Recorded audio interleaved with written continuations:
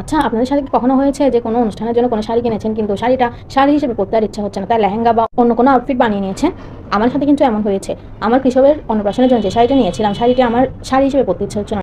আর আমার একটা Yashoda look create করার ইচ্ছা ছিল, তাই শাড়িটাকে কেটে কিভাবে আমি লেহেঙ্গা বানিয়ে নিলাম সেটাই থাকছে আজকের এই ভিডিওতে। সো চলেন সবাই আজকে আপনাদের দেখাই একটা মাত্র শাড়ি কেটে আমি কিভাবে এই সুন্দর ষোলো পলির ঘেলওয়ালা লেহেঙ্গার স্কার্টটি করেছি। ফার্স্টে আমি একটা সুন্দর শাড়ি নিয়ে এর আঁচল আর ব্লাউজ পিসের পোর্শনটি কেটে আলাদা করে নিয়েছি। এখন মিডলের এই কাপড়টিকে আমরা যেভাবে শাড়ি ভাঁজ করি সেভাবে 4 ভাঁজ করে নিব। এরপর শাড়িটা ফ্লোরে সুন্দর করে বিছিয়ে নিয়ে একটা করে ভাঁজ গুনে দেখবো 16টি পার্ট পাচ্ছি কিনা। এটা মনে রাখতে হবে যে আমাদের লেহেঙ্গাটি 16 কলির ভাঁজওয়ালি একটা লেহেঙ্গা, তাই ভাঁজও 16টি থাকতে হবে। এরপর লেহেঙ্গা নিচের পার্ট থেকে উপরে 2 ইঞ্চি হিসেবে দাগ দিয়ে নিতে হবে। আর উপরের সাইডে কাপড়ের মাঝ বরাবর একটি দাগ টেনে নিতে হবে। এখন নিজের কোমরের মাপ যা থাকবে তাকে 16 দিয়ে ভাগ করতে হবে। যেহেতু আমাদের লেহেঙ্গায় 16টি কলি, এই তাই কোমরের মাপকে 16 দিয়ে ভাগ করে নিতে হবে।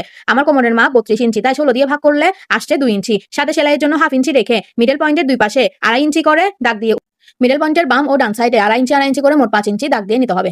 এরপর উপর থেকে নিচ পর্যন্ত কোনাকুনি ভাবে দাগ টেনে নিয়েছি। এখন দাগটা অংশটুকু দাগ বরাবর দুপাশ সমানভাবে কেটে নিব।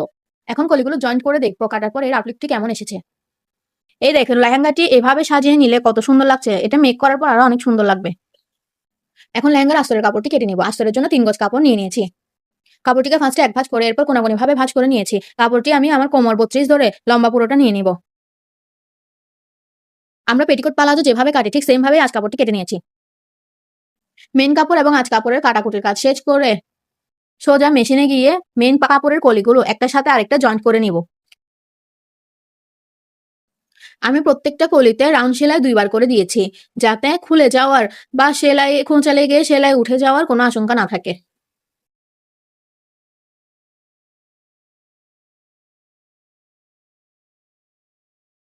খেয়াল রাখতে হবে কলিগুলো যেন সমানভাবে জয়েন্ট লাগানো হয়। এই যে দেখেন সবগুলো কলি জয়েন্ট করার পর ফিনিশিংটা এরকম এসেছে, দেখুন কত বড় ঘের হয়েছে। মেন কাপড়টি রেডি করা শেষ হলে আঁচ কাপড়টি রেডি করে নেব।